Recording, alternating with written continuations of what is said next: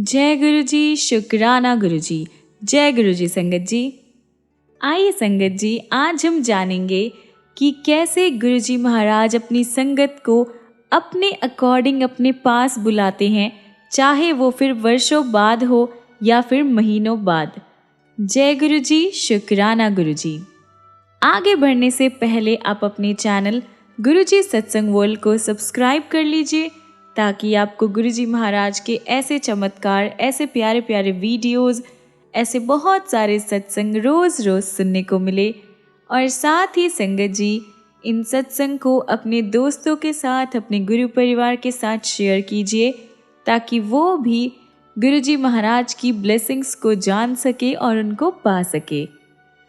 और हाँ संगत जी, आप में से कोई भी संगत अपना सत्संग हमारे साथ शेयर करना चाहते हो, गुरु जी का शुक्राना अदा करना चाहते हो और अपने दोस्तों के साथ बांटना चाहते हो, तो नीचे दिए गए ईमेल आईडी या फिर व्हाट्सएप नंबर पर आप हमें मैसेज कर सकते हैं। आपके सत्संग भी बहुत जल्द ही शेयर किए जाएंगे। जय गुरु जी, शुक्राना गुरु जी। आज का पहला सत्संग है स्वर्गीय कर्नल दीपेंदु शेखर चैटर्जी का।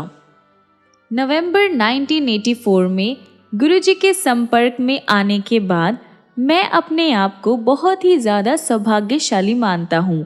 इस ड्यूरेशन में अब तक अनेक बार मुझे और मेरे मित्र व परिचितों को गुरुजी का आशीष मिला है। मैं उनमें से कुछ अपने एक्सपीरियंस का विवरण यहाँ पर कर रहा हूँ। गुरुजी को जब मैं पहली बार मिला तो एक स्कूटर दुर्घटना में मेरी वाइफ के बाएं कंधे का लिगामेंट टूट गया था। पता लगा कि चंडीगढ़ में एक महापुरुष रह रहे हैं, जिनके पास पीजीआई जैसे फेमस हॉस्पिटल के डॉक्टर्स अपने रोगियों को भेजते हैं। हम भी उनके पास पहुंचे। उस टाइम से अब तक का 22 साल का सफ़र हमने उन महापुरुष के चरणों में बिताया है। जब हम उनके पास सुबह 4 बजे पहुंचे तो उन्होंने मेरा हाथ अपने हाथों में ले लिया। मुझे ऐसा लगा कि मेरे शरीर में अमृत प्रवाह हो रहा है। गुरुजी ने मुझे बताया कि मैंने एक मुखी रुद्राक्ष धारण किया हुआ है। उन्होंने ये भी कहा कि उस पर एक शिवलिंग बना हुआ है, जिसका मैंने विरोध किया। उनके कहने पर मैंने उन्हें वह रुद्राक्ष दिखाया। उन्होंने वह रुद्राक्ष अपने हाथ में लेकर उसे गंभीरता से देखने की मुद्रा बनाई और फिर मुझे उस पर शिवलिंग देखने को कहा। वास्तव में वहाँ एक शिवलिंग था जो उस पर आज तक है। 2 साल से मैं आंत्रशूल से परेशान थी। इसमें बहुत दस्त होते हैं। गुरुजी ने मुझे पीने के लिए अमृत दिया और फिर घर जाने को कहा। उस दिन मैं अपने ऑफिस नहीं जा सका, क्योंकि उस दिन मुझे 24 बार वॉशरूम जाना पड़ा। शाम को जब गुरुजी ने फ़ोन करके मेरे हेल्थ के बारे में पूछा तो मैंने उनको बताया कि मेरी कंडीशन बर्दाश्त से बाहर है। उन्होंने उसका प्रतिकूल दृष्टिकोण लेते हुए कहा कि ये अच्छा लक्षण है, रोग शरीर से बाहर निकल रहा है। अगले दिन सुबह मुझे लगा कि मैं ठीक हूँ और ये मैंने गुरुजी को बताया। उन्होंने कहा कि अभी रोग बाकी है और अगले दिन ही ठीक होगा और अपने पास बुलाया। जब मैं उनके पास पहुंचा तो उन्होंने अपने रुद्राक्ष और एक चम्मच से मेरी नाभि को छुआ। छूते ही ऐसा फील हुआ कि मुझे बिजली का तेज झटका लगा है और मैं गिर गया। उन्होंने मुस्कुराकर कहा कि अब रोग से मुक्ति हुई है। उस बिजली के झटके के बाद वह रोग मुझे आज तक नहीं हुआ। मेरी पत्नी बबली, उसका उपचार करने के लिए गुरुजी एक शनिवार की शाम को हमारे घर पहुंचे। उनके कहे अनुसार साबुत उड़द की दाल की 3 रोटियां बनाई गई। एक रोटी के आधे हिस्से को शौचालय में डालकर जल प्रवाहित कर दिया गया। बाकी रोटियों को उन्होंने बबली के कंधे पर रखकर कुछ उच्चारण किया और मेरे हाथ में देकर बोले कि ये एक काले कुत्ते को खिला दूं। मैं भौचक्का था। रात के 9 बजे एक साफ स्वच्छ छावनी क्षेत्र में आवारा कुत्ता, वो भी काला, मिल पाना बहुत ही ज़्यादा मुश्किल था। मैंने अपनी शंका गुरुजी को जताई। गुरुजी ने अपने शांत स्वर में मुझे कहा, नीचे बाहर जाकर देखो। मैं अचंभित हुआ जब नीचे जाते ही मुझे एक काला कुत्ता मिल गया। उसी टाइम बबली का रोग समाप्त हो गया। एक दिन जब गुरुजी हमारे घर आए तो घर पर बहुत सारे गेस्ट थे। मेरी पत्नी ने बीच में एक बादाम का कटोरा रखा हुआ था। गुरुजी ने अपनी मुट्ठी भरकर बादाम उठाए और सारे गेस्ट को लो अखरोट खाओ, पिस्ता खाओ, किशमिश खाओ कहते हुए बांट दिए। सरप्राइज की बात ये थी कि जिन फलों का नाम वो ले रहे थे, बादाम उन्हीं में परिवर्तित हो गए थे। मेरे एक जवान नायक आनंदन को बाधा दौड़ में पीठ पर गहरी चोट लग गई। जवान का उपचार तो हुआ था, पर उस चोट के कारण वह सेना के सारे कार्य करने में सक्षम नहीं था। उसे सैन्य सेवा से रिटायर करके घर भेजा जा रहा था। मैं उसे सुबह 4 बजे गुरुजी के पास ले गया और उनसे उसे ठीक करने के लिए प्रार्थना करी। गुरुजी ने मुझसे सवाल किया कि यदि उन्होंने उसे रोग से मुक्त किया तो उसके कर्म कौन समाप्त करेगा और इस अवस्था में वह अगले जन्म में विकलांग होगा। मैं विस्मित अवश्य था, पर मैंने गुरुजी से प्रार्थना करी कि वह अपने तप से उसके कर्म नष्ट कर दे। गुरुजी मुस्कुराए और उन्होंने आनंदन को लेटने को कहा। फिर उन्होंने उसे छूकर अति भयानक मुद्रा बना ली, जैसे वह किसी को डांट फटकार लगा रहे हैं। नीचे लेटा हुआ आनंदन बच्चे की तरह धीरे धीरे सिसक कर रो रहा था और मैं आश्चर्यचकित था। फिर उन्होंने आनंदन को उठकर अपने शरीर पर से सारी पट्टियां उतारने को कहा। उन्होंने ये भी कहा कि उसे ठीक होने में टाइम लगेगा और तीसरे दिन फिर से लेकर आऊं। अगले दिन सुबह जब मैं पीटी के लिए जा रहा था तो मैंने आनंदन को अपनी बैरक के बाहर डंड लगाते हुए देखा, जैसे वह अपना शक्ति प्रदर्शन कर रहा है। मैंने उसे रुकने के लिए कहा तो वह बोला कि अब उसे कोई दर्द नहीं है और लग रहा है कि वह रोग से मुक्त हो गया है। मैंने उसे गुरुजी के अगले दर्शन तक यह बातें गोपनीय रखने के लिए कहा। तीसरे दिन जब हम गुरुजी के पास गए तो उन्होंने मुझे अपने पास बुलाया और आनंदन की ओर उंगली करते हुए कहा कि वह शनि के प्रकोप से बाहर आया है। आनंदन का रंग साफ हो गया था और उसका वजन 13 से 14 किलो कम हो गया था। गुरुजी ने फिर आनंदन से सवाल किया कि उनके छूने के बाद क्या हुआ। आनंदन ने बताया कि तब से वह सोया नहीं है। गुरुजी ने तुरंत एक चाय के चम्मच से उसकी थाइमस ग्लैंड को छुआ। उन्होंने फिर मुझे निर्देश दिया कि आनंदन को बैरक में पहुंचाकर उसे सोने दूं। गुरुजी के स्थान से बाहर निकलते ही उसका सिर मेरे कंधे पर टिका और वो सो गया। ड्राइवर की हेल्प से हम उसे बैरक तक लेकर आए और उसे उसके बिस्तर पर लिटा दिया। आनंदन 3 दिन तक सोता रहा और पूरी तरह रोग से मुक्त हो गया। उसके बाद डॉक्टर्स ने जब उसे एग्जामिन किया तो उसे ठीक देखकर बहुत ही ज़्यादा आश्चर्यचकित हुए। अब उनके पास उसे सारी सैन्य सेवाओं के लिए योग्य घोषित करने के अलावा और कोई ऑप्शन नहीं था। कर्नल DRP चौधरी विधुर थे और चंडी मंदिर में हमारे घर के सामने रहते थे। एक दिन गुरुजी उनके घर गए और एक चित्र देखकर उसके बारे में पूछा। कर्नल चौधरी ने कहा कि वह उनकी मृत पत्नी का है, जिसे भाग्य ने उनसे सदा सदा के लिए दूर कर दिया। गुरुजी बोले कि वो तो यहीं पर है, क्या वो देखना चाहेंगे? हम असमंजस में थे। फिर उन्होंने अपना एक हाथ उठाया और हिलाया। अचानक वह चित्र हिलने लगा। फिर वह मेज जिस पर चित्र रखा हुआ था उसके बाद एक एक करके उस कमरे की सारी चीज़ें, अलमारी, बिस्तर, सब कुछ सिर्फ ज़मीन को छोड़कर। फिर धीरे धीरे सब शांत हो गया। गुरुजी फिर से बोले कि वह उन्हें और अपने बेटे को छोड़कर कहीं नहीं जा सकती, वह तो इधर ही है। एक शाम को गुरुजी हमारे घर पर आए थे। उस संगत में आसपास के कई सज्जन भी आए थे। कर्नल चौधरी मेरे से अकेले में बात करना चाह रहे थे। दूसरे कमरे में जाने पर बोले कि उन्होंने अपने बेटे तिल्टू को जब गुरुजी से आशीर्वाद लेने के लिए कहा तो उसने जवाब दिया कि संतों के पास जाने की आयु तो उनकी है, वह तो संगीत सुनना चाहता है। इस बात पर कर्नल चौधरी को गुस्सा आ गया था और उन्होंने उसे चांटा मार दिया। वह चाह रहे थे कि मैं जाकर उसे समझाऊं। मैंने जवाब दिया कि स्थिति को थोड़ा शांत होने देते हैं, उसके बाद मैं उसे समझाऊंगा। उसके बाद हम गुरुजी के चरणों में आकर बैठ गए, जैसे कुछ हुआ ही न हो।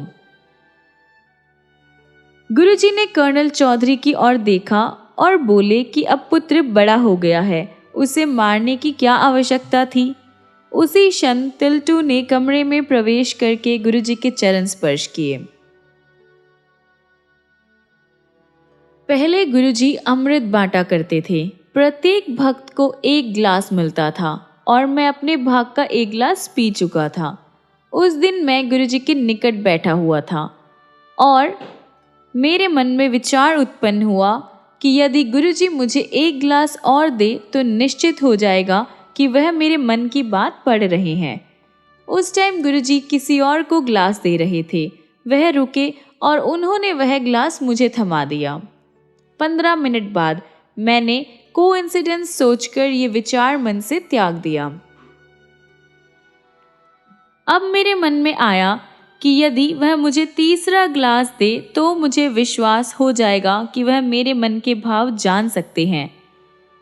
वह उसी टाइम रुके और मेरी ओर देखकर बोले कि लो, ये गिलास तुम स्वयं ही पियो। पहले गुरुजी को कोई स्पर्श नहीं कर सकता था, भक्त दूर से ही प्रणाम करते थे। एक बार जब मैं उनके पास बैठा हुआ था, मेरे मन में विचार आया कि मैं उनसे मिलकर बहुत भाग्यशाली हूँ, पर कितना अच्छा हो यदि गुरुजी मुझे अपने चरण स्पर्श करने दे। उन्होंने उसी क्षण मेरी ओर देखा। अगले दिन दोपहर को वह हमारे घर आए और बिस्तरे पर लेटने की इच्छा प्रकट करी। प्रसन्नता पूर्वक मैं उनको कमरे में ले गया तो उन्होंने लेटकर सवाल किया कि क्या घर में घी होगा। मेरे हामी भरने पर उन्होंने मुझे उससे अपने पैर की मालिश करने को कहा। उस टाइम तक मैं पिछले दिन की मनोकामना को भूल गया था। आधे घंटे बाद उन्होंने पूछा कि क्या वो जा सकते हैं। तब मुझे आभास हुआ कि वह केवल मेरी इच्छा पूर्ति के लिए आए थे। उस टाइम मैं 42 इयर्स के आसपास होऊंगा जब मुझे पास की चीज़ें धुंधली दिखने लगी। मैंने गुरुजी से अपनी दृष्टि ठीक करने का निवेदन किया तो वह बोले कि ये तो आयु के साथ होता ही है। पर मैंने फिर से उनसे अपनी दृष्टि ठीक कर देने का आग्रह किया। जब हम चंडी मंदिर में रहते थे, एक दिन मेरे साड़ू ने, जो समूह के सामने बोलने से कतराते थे, रांची से फ़ोन किया कि हम गुरुजी से निवेदन करके उनके द्वारा सैन्य अधिकारियों को दिए जाने वाले भाषण को रद्द करवा दे। हम उनका चित्र लेकर गुरुजी के पास सुबह 4 बजे पहुँचे। गुरुजी के कमरे में प्रवेश करते ही उन्होंने मुस्कुराकर कहा कि क्या मुझे अपने साड़ू का फ़ोन आया है, वह कायर, उसे क्या चाहिए। जब हमने उन्हें समस्या बताई तो उन्होंने हमें बैठने को कहा और अपने अन्य काम करने लगे। समय बीत रहा था तो हमने उनसे फिर से कुछ करने की विनती करी, पर उन्होंने हमें प्रतीक्षा करने को कहा। अचानक 8:05 पर उन्होंने उसका चित्र मांगा और उस पर अपनी उंगलियां फेरने के बाद कहा कि उन्होंने समस्या को अंतरित कर दिया है और अब वह भाषण एक ऐसा व्यक्ति देगा जो हिंदू नहीं है। उस शाम को मेरे साड़ू ने फ़ोन पर बताया कि वह संभाषण अब एक मुस्लिम अधिकारी देगा। जब हमने उनसे पूछा कि ये डिसीजन कब लिया गया, तो उसने कहा कि सुबह 8:05 पर। मेरा सेवादार छुट्टी गया था। मुझे एक अन्य सेवादार मिला जिसका यौन परिवर्तन शुरू हो चुका था। मेरे सूबेदार मेजर और मैं दोनों चिंतित थे। अब वह कैसे सेना में काम करेगा और जवानों की बैरक में कैसे रहेगा। एक दिन जब गुरुजी मेरे घर आए तो मैंने उस लड़के को ठीक करने के लिए विनती करी। गुरुजी ने सवाल किया कि मैं कहाँ से ऐसे रोगी लेकर आता हूँ। मैंने जवाब दिया कि गुरुजी ये तो उसका भाग्य है और उसे ठीक होना है, इसलिए वह मेरे पास है। गुरुजी ने उसकी पीठ पर एक चम्मच रखा और वह ठीक हो गया। एक दिन मुझे फीवर हो रहा था और मैं धूप में लेटा हुआ था। दोपहर को 3 बजे गुरुजी हमारे घर आए और उन्होंने मेरे स्वास्थ्य के बारे में सवाल किया। मुझे सिर दर्द, फीवर और मुंह में गंदा स्वाद था। साथ में नाक भी बह रहा था। उन्होंने मेरी पत्नी को एक डॉक्टर को बुलाने को कहा। तुरंत कर्नल चौधरी ताप नापने का यंत्र यानी थर्मोमीटर लेकर आए। उन्होंने मेरा ताप 103 डिग्री नापा। गुरुजी के प्रश्न करने पर उन्हें बताया कि मेडिसिन से 48 घंटे में मैं ठीक हो सकता हूँ, अन्यथा मुझे 3 दिन लगेंगे। गुरुजी ने फिर मेरी पत्नी को एक चम्मच थोड़ा सा नमक और जल लाने को कहा। उन्होंने उस चम्मच में थोड़ा सा नमक और जल मिलाया और कुछ मंत्रों का उच्चारण करके मेरी नाक में डाल दिया।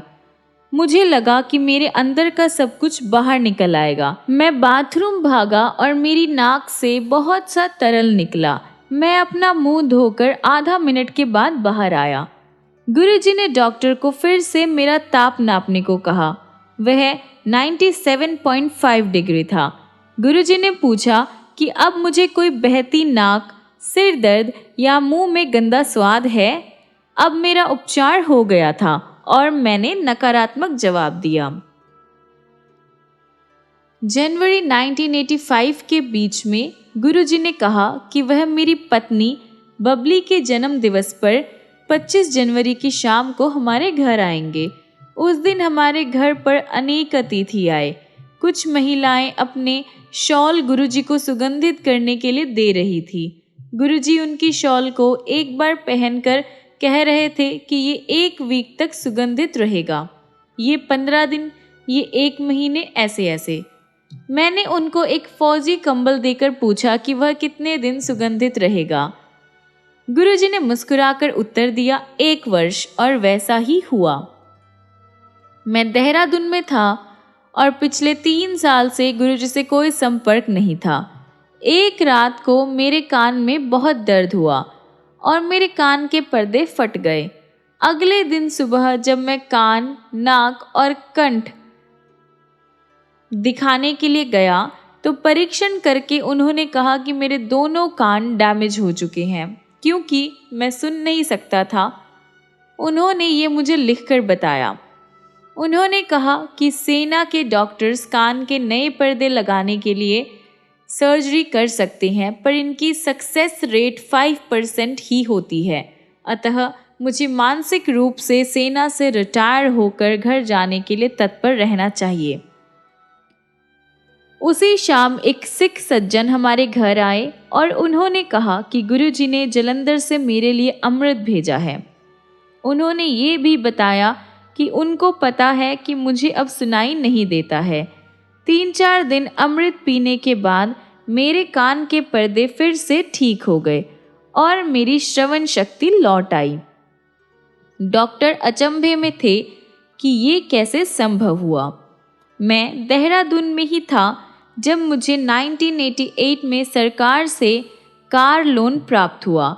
मैं असमंजस में था कि कार कहाँ से लूँ, देहरादून, दिल्ली या कलकत्ता।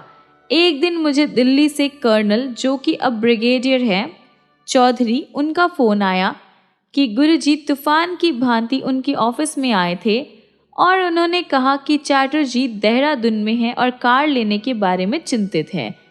उसको बोलो कि कार उसके लिए चंडीगढ़ में वेट कर रही है। इतना कहकर वह बाहर निकल गए। ब्रिगेडियर चौधरी उनके पीछे भागे, पर बाहर लंबे बरामदे में गुरुजी कहीं नहीं थे। ये सोचकर कि गुरुजी पॉसिबली दिल्ली आए होंगे और वह उनके दर्शन कर सके, उन्होंने जलंधर में गुरुजी के निवास पर फोन किया। उत्तर देने वाले सज्जन ने बताया कि गुरुजी कहीं नहीं गए और उनके सामने बैठकर मुस्कुरा रहे हैं। मैं चंडीगढ़ से ही कार ली और 2006 में बिकने तक वह बहुत अच्छी तरह से चली।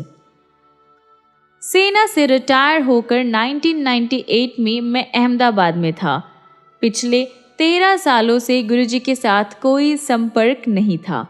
जून 1998 में मुझे अनिद्रा रोग ने घेर लिया। मेरी वाइफ ने मुझे परामर्श दिया कि गुरुजी को ढूंढकर मैं उनकी शरण में जाऊं। काफ़ी पूछताछ के बाद पता लगा कि गुरुजी चंडीगढ़ से जलंधर, जलंधर से पंचकुला और वहाँ से दिल्ली चले गए थे। मुझे उनका दिल्ली का पता मिल गया। हमारे पड़ोसी श्री कृत भाई भी गुरुजी से मिलने के लिए उत्सुक थे, अतः हम दोनों ने 10 जुलाई की राजधानी एक्सप्रेस में 2 बर्थ बुक कर लिए। 9 जुलाई को मैंने दिल्ली में गुरुजी के निवास पर हमारे आने का समाचार देने के लिए फ़ोन किया। फ़ोन का उत्तर देने वाले सज्जन ने पूछा कि क्या मैं अहमदाबाद से कर्नल चैटर्जी बोल रहा हूँ। मेरे सहमत होने पर उन्होंने बताया कि आज गुरु पूर्णिमा के कारण गुरुजी पाठ में हैं, पर उन्होंने बताया था कि शाम को 7 बजे मैं अहमदाबाद से फ़ोन करूँगा। गुरुजी को मेरे आने के बारे में ज्ञान था और उन्होंने मुझे 11 जुलाई को शाम 6 बजे आने को कहा। स्वाभाविक है कि कृत भाई अचंभे में थे। दिल्ली जाते हुए ये जानकर कि मैं सो नहीं पाऊंगा, मैंने अपने साथ इतिहास की एक मोटी पुस्तक रख ली थी। ये सोचकर गुरुजी तो अपने ही है, मैंने उनसे 3 बजे मिलने का निर्णय ले लिया। जब हम 4 बजे सुल्तानपुर पहुँचे तो एक अनोखी घटना घटी। हमें एम्पायर स्टेट नहीं मिल पाया। कुछ देर घूमने के बाद मुझे समस्या समझ में आ गई। गुरुजी ने हमें 6 बजे आने को कहा था और हम वहाँ 4 बजे ही पहुँच गए थे। मैंने कृत भाई को बताया कि मुझे समस्या पता लग गई है और अब उसका समाधान भी मिल जाएगा। मैं कार से उतरा और मैंने गुरुजी से प्रार्थना करी, जो हो गया सो घट गया, अब वह हमें अपने पास बुला ले। एकदम एक बालक दौड़ता हुआ आया और उसने पूछा कि हमारी कार कहीं जा नहीं रही है, हमें कहाँ जाना है। फिर उसने हमें एम्पायर स्टेट का मेन गेट दिखाया, एकदम मुख्य मार्ग पर, कैसे दिखाई नहीं दिया था। घर पहुंचकर गुरुजी ने मेरा आलिंगन किया और बोले कि मैं इतने वर्षों के बाद उनके पास आया हूँ। पिछले 21 दिन से सोया नहीं हूँ, आज सोऊंगा और लंगर ग्रहण करके जाऊं। लंगर के बाद हम अपने होटल में वापस आ गए और मैं वह इतिहास की पुस्तक पढ़ने लगा। जल्द ही मुझे लगा कि साथ वाले कमरे में कोई अगरबत्ती जला रहा है। थोड़ी ही देर में पूरे कमरे में एक अद्भुत सुगंध फैल गई और मुझे नींद आ गई। अगले दिन मैं फिर गुरुजी के पास गया और उनके पैर दबाते हुए मैंने कहा, गुरुजी, पहले आपके चारों ओर तीव्र सुगंध रहती थी, अब वह बहुत ही हल्की है। गुरुजी बोले कि पिछले दिन जब वह मुझे सुलाने आए थे, क्या मैंने उसका आनंद नहीं लिया था? मेरा अनिद्रा रोग समाप्त हो गया था। उसी टाइम नवंबर 1999 में जब मैं अहमदाबाद से उनसे मिलने दिल्ली आया था, तो उन्होंने कहा था कि मैं उनके पास आ जाऊंगा। सीमेंस में अपने इंटरव्यू से एक दिन पहले मैं गुरुजी से मिला और उनको इसका समाचार दिया। वह बोले कि मेरा चयन हो चुका है और उन्होंने मेरी आय भी बता दी और मुझे उतना ही प्राप्त हुआ। 2006 में कुछ महीने से मेरे राइट हैंड की अंगूठी वाली उंगली मुड़ नहीं रही थी। डॉक्टर्स के अकॉर्डिंग अस्थि रज्जु सूख गया था और उसका कोई संभव इलाज नहीं था। उन्होंने मुझे दर्दनाशक मेडिसिन लेने का परामर्श दिया। जब मैंने इस बारे में गुरुजी को बताया तो उन्होंने मुझे अपनी सारी अंगूठियां उतारने को कहा। अगले दिन से उसमें दर्द खत्म हो गई, पर बाएं हाथ की वही उंगली दर्द करने लगी। कुछ दिनों के बाद जब मैंने गुरुजी को बताया तो उन्होंने मुझे गर्म जल में उंगली डालने को कहा। ये सोचकर कि इससे उपचार नहीं हो पाएगा, मैंने उनसे फिर से निवेदन किया। उन्होंने मुझे लंगर खाने को कहा। 3 दिन लंगर खाने के बाद उस उंगली में कोई भी कष्ट नहीं बचा। 2000 में एक सुबह उठने पर मुझे आभास हुआ कि मेरे बाएं हाथ में कोई अनुभूति नहीं है और मैं उसे हिला नहीं सकता था। मुझे पैरालिसिस हो गया था। उस शाम को संगत में जब गुरुजी प्रसाद बांट रहे थे, मैंने उनसे इस बात की चर्चा करी। उन्होंने मुझे प्रसाद दिया और थोड़ा जोर से बोले कि मैं उसे बाहर जाकर खा लूं। प्रसाद ग्रहण करते ही मेरे हाथ में टिंगलिंग हुई। उन्होंने मुझे फिर से प्रसाद दिया। मैंने वो भी खाया। अब मैं अपने हाथ की अंगुलियां हिला सकता था। गुरुजी ने फिर से मुझे तीसरी बार प्रसाद दिया और उसे लेने के 15 मिनट बाद मेरा हाथ बिल्कुल पहले की तरह हिलने डुलने लगा। गुरुजी के पास मैं इतने सालों बाद आया, फिर भी उन्होंने मेरा इतने अच्छे से ध्यान रखा, मुझे ब्लेस किया बिना किसी कंप्लेन के। ऐसी ब्लेसिंग तो सिर्फ ईश्वर ही अपने बच्चों को, अपनी संगत को दे सकता है, वरना गुरुजी के अलावा ऐसी ब्लेसिंग कोई नहीं दे सकता। गुरुजी, मैं आपसे बस एक ही रिक्वेस्ट करता हूँ कि आप मुझे अपने कमल चरणों से जोड़े रखें और अपने सारे संगत परिवार को ऐसे ही ब्लेस करते रहें और बहुत सारा प्यार करें। जय गुरुजी। आइए संगत जी, हम अपने आज के सत्संग को यहीं पर विराम करते हैं और ख़त्म करने से पहले गुरुजी महाराज का मंत्र जाप करते हैं। ओम नमः शिवाय। शिवजी सदा सहाय। ओम नमः शिवाय। गुरुजी सदा सहाय। ओम नमः शिवाय। शिवजी सदा सहाय। ओम नमः शिवाय। गुरुजी सदा सहाय। ओम नमः शिवाय। शिवजी सदा सहाय। ओम नमः शिवाय। गुरुजी सदा सहाय। ओम नमः शिवाय। शिवजी सदा सहाय। ओम नमः शिवाय। गुरुजी सदा सहाय। ओम नमः शिवाय। शिवजी सदा सहाय। ओम नमः शिवाय। गुरुजी सदा सहाय। ओम नमः शिवाय। शिवजी सदा सहाय। ओम नमः शिवाय। गुरुजी सदा सहाय। जय गुरुजी। शुक्राना गुरुजी। संगत जी, मिलते हैं अगली वीडियो में। तब तक के लिए गुरुजी आपको ऐसे ही ब्लेस करते रहें, ढेर सारा प्यार करें, बहुत सारी खुशियाँ दें। और आप भी याद रखिएगा, गुरुजी को दिल से याद कीजिए, दिल से प्यार कीजिए। फिर देखिए गुरुजी महाराज की ब्लेसिंग्स कैसे आप पर और आपकी सारी फैमिली पर होती है। जय गुरुजी। शुक्राना गुरुजी। जय गुरुजी संगत जी।